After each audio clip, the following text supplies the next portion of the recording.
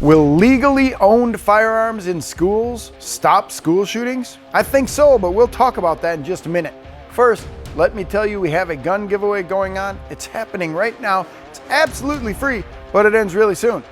So all you need to do is click the link in the description down below to learn which brand new gun you could win. Okay, following several really high-profile school shootings, people are talking about getting rid of guns or introducing more guns into the schools to help protect students. Now understand this, I am a firm believer that the gun in the hands of a good guy will stop a bad guy. And I don't want to wait for police to get there because they always come late, they investigate the crimes after they're over, and they typically never get there on time to actually stop the crime. And you saw what happened in Uvalde, even though they were there, they didn't jump in and stop the crime. Now we're looking at how we can possibly harden the target, make it more difficult for the killers who are coming to schools to do their carnage, and that might include arming school personnel, not just teachers, but maybe school resource officers, maybe janitors, other people who are willing to defend those students to make that happen. And if you ask me, will more guns in schools protect students? I'm going to tell you yes, and I'm going to tell you that it has to be done thoughtfully, and it has to be done with a very good plan moving forward, and you have to take the emotion out of it. One of the biggest problems we have is teachers and teachers' unions will say, I'm not going to do that. We shouldn't have to do that. We shouldn't have to have guns. More guns are going to be a problem. You know what? You're right. We shouldn't have to live in a society where we are worried about bad people. But bad people exist, and firearms exist, and the ownership of firearms is protected by our Constitution. And if we apply gun control measures, typically they only impact law-abiding citizens.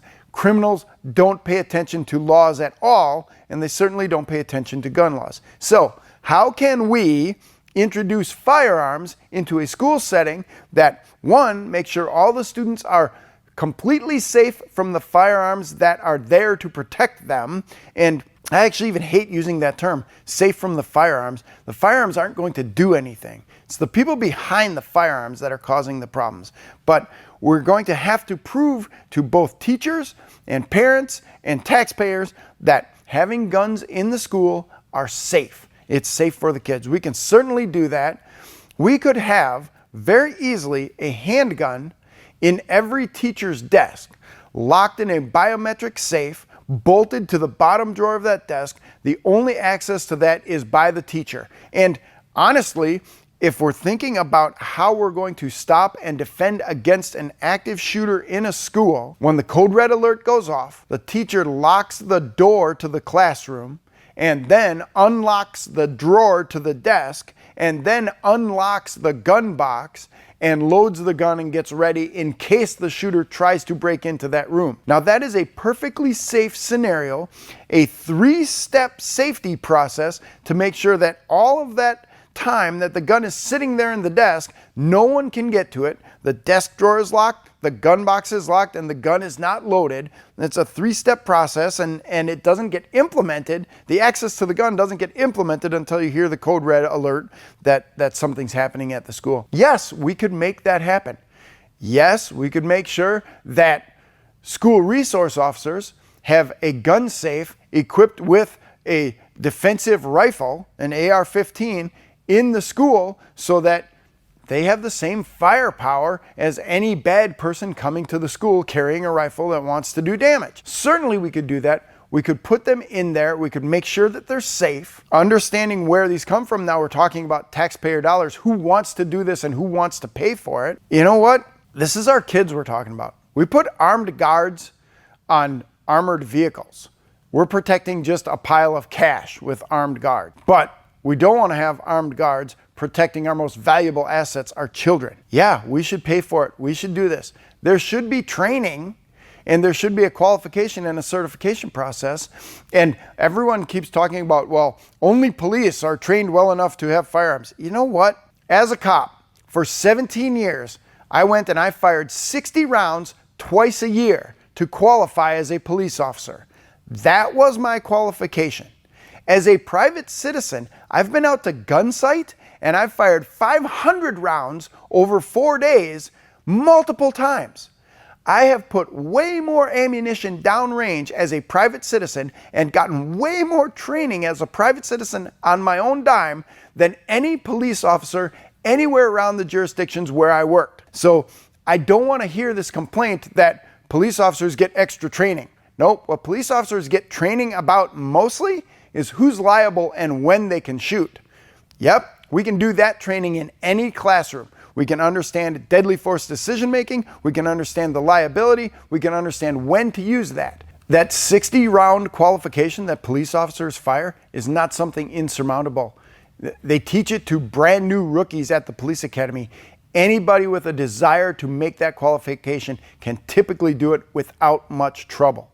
So this idea that it's going to take a ton of training to stop an active shooter, truly, that's false logic. That it's not going to take a ton of training. It will take some, and it will require people to invest some time, and more importantly, it will require people to make the psychological commitment to protect children and protect schools. And at this point right now, there's a lot of people who don't want to make that psychological commitment. There are folks who don't want to carry a gun because then they have no excuse. They had the gun and they chose not to stop the active shooter. Suddenly it's their fault. If they don't have the gun, they can say it's someone else's fault. So we have to get over that psychological hump before we start putting more guns in the schools that are going to help the students, that are going to protect the students. And I want to address one thing that people say all the time, that, oh, more guns are just more of a problem. Do you want bullets flying in every direction? No, I don't want bullets flying in every direction. But you know, that's what's happening when an active shooter shows up at a school or at a mall or someplace like that. He's shooting all over the place without any regard for anybody.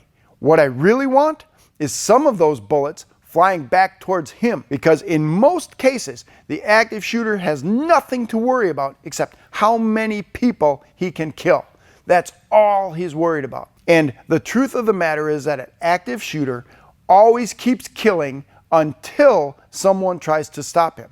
It's not the amount of bullets that he has, it's not the size of his magazine, it is the time it takes for someone to try to stop him. The more time the active shooter has, the more ability to kill people. That's it. As soon as someone engages an active shooter, 90% of the time that shooter stops killing people and typically kills himself. So we need to stop and think about this, that yeah, there might need to be one more gun. There might need to be some more bullets flying back at the bad guy. Because right now, when an active shooter walks into a school, people are just sitting ducks. Nobody is engaging this shooter immediately and putting a quick stop to the threat. And that's why the number of dead just keeps climbing and climbing, because of the time, not because of the number of bullets that the active shooter has. He just has so much more time to utilize them to keep shooting the innocent students when someone should be shooting at that active shooter. So how do we do this? First, we have to overcome the stigma that we can't do something because we shouldn't have to. We have to accept that we live in a somewhat dangerous world. The idea of freedom is dangerous. That we have freedom to own and utilize something is dangerous. Yes, we can own guns. And yes, guns can be dangerous when used either inappropriately or appropriately.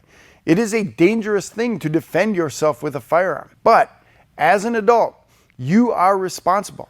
You are capable of using that gun properly, and you need to be held accountable for how you use it. Now, if you are working in a school, you have probably said that you are doing that for the kids, that you want the kids to have a better life. You're doing this to teach kids, to fill them with hope, to push them out into the world ready to succeed. Well, do you want to protect them? I don't know if you really do. Do you want someone else to protect them? That's typically what it is that we want students protected, but we want someone else to do it because we don't want to do the dirty work. Well, understand that it doesn't take much to stop an active shooter. It takes bravery and it takes a firearm. And that takes the shooter out of his plan to kill as many people as possible. And suddenly that shooter has to stop focusing on killing innocent people and start focusing on dodging bullets that are coming at him. And that's what we want them to do. So who's going to do this? We could hire veterans to patrol the school. That would be great. They've had firearms training. They've had rules of engagement training. We could continue to train them, but that costs money. Gun control doesn't seem to cost anything, so that's why people advocate for it. They think they can get away with this by doing it for free. They can't. It costs money to protect folks. So we need to spend that money to protect our most valuable assets, our children. And no, we don't need to make our schools look like prisons. We can have people moving around the schools with concealed weapons, with weapons that are stored properly, that are ready for use. It doesn't take that much to protect students at schools. Right now, it costs about $35 to install a door jamb that blocks the door closed that will help keep active shooters out of schoolroom doors. But people don't even want to spend that $35. Put those locks on the doors so that when teachers hear the code red, they can lock themselves in the room. Okay, now that slows down the active shooter, but what would be a great way to stop that active shooter if he came to that room? Being able to fight back. The training is not that difficult. You just have to wrap your head around the idea that you want to do it. And when people say, if there's something we could do that would save just one life, yep, that's putting an armed guard in a school. That might save one life. Let's do that. You're pulled over by the police and you're carrying concealed. Do you need to do anything special in this scenario? Like tell the officer you have a gun. Click this video right next to me and I'll break down that scenario step by step on what you should do.